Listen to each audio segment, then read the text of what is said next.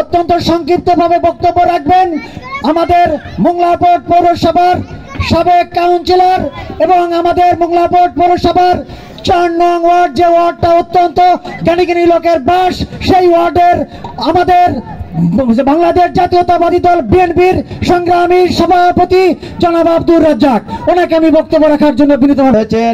আমাদের সর্বজন শ্রদ্ধেয় সিনিয়র নেতা, আমাদের মোংলা থানা বিএনপির মাননীয় সদস্য সচিব জনাব মান্নান হালাদার সাহেব, সাথে ওনার শপথ সঙ্গী হিসেবে ওনাদের সাথে রয়েছেন মোংলা পৌর বিএনপি পৌর শ্রমিক দলের সম্মানিত সভাপতি আলতাফ হোসেন সহ অন্যান্য নেতৃবৃন্দ সহ বড়দিন উদযাপন কমিটির সভাপতি এবং সাধারণ সম্পাদক, সকলকে আমার আন্তরিক অভিনন্দন জানিয়ে আমার সংক্ষিপ্ত দুটি কথা বলবো।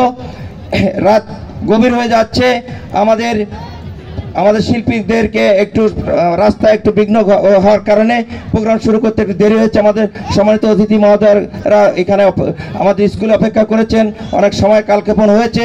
এর জন্যে আমরা প্রথমে আয়োজক কমিটির পক্ষ থেকে আমি ব্যক্তিগতভাবে সবার কাছ থেকে ক্ষমা চেয়ে নিচ্ছি। আমি দু একটি কথা বলে আমার বক্তব্য আমি শেষ করতে চাই। আপনারা জানেন অত্যন্ত সাম্প্রদায়িক সম্প্রীতির অঞ্চল এই আমাদের বুড়িরডাঙ্গা অঞ্চল। এই বুড়িরডাঙ্গা স্কুল মাঠে প্রতি বছর এখানে রাস উদযাপন হয় এবং বড়দিন উৎসব হয়। প্রায় 20 বছর যাবৎ আমরা সম্মিলিতভাবে যুব সমাজ মিলে এই প্রোগ্রামটা করে থাকি। সম্মিলিত মানুষের প্রচেষ্টায়, সর্বধর্ম বর্ণ নির্বিশেষে সকলের প্রচেষ্টায় আমরা এই প্রোগ্রামগুলো করে থাকি, যেটা অসাম্প্রদায়িক হিসেবে এখানে গণ্য হয়ে থাকে।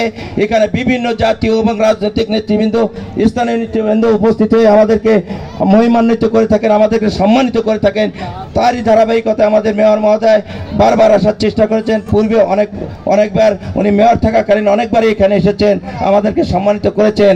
তো আমি একটি কথা বলতে চাই, বিগত রাস উদযাপনে আমাদের উপস্থাপক বলে গেছেন উনার এখানে প্রধান অতিথি হিসেবে আসার কথা ছিল।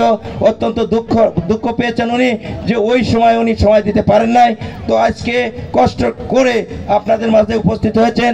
বিশেষ করে আমাদের এখানে উপস্থিতি দেখলে আপনারা বুঝতে পারবেন। আমি একটু নেতৃবৃন্দকে, আমাদের মেহমানদেরকে ধারণা দেওয়ার জন্য বলছি।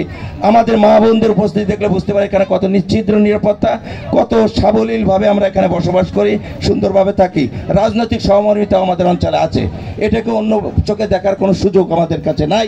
তো আপনারা অনেক ধৈর্য ধরে আছেন, আমাদের মূল্যবান বক্তব্য রাখবেন আমার শ্রদ্ধেয় বিশেষ অতিথি প্রধানমন্ত্রী মহোদয়।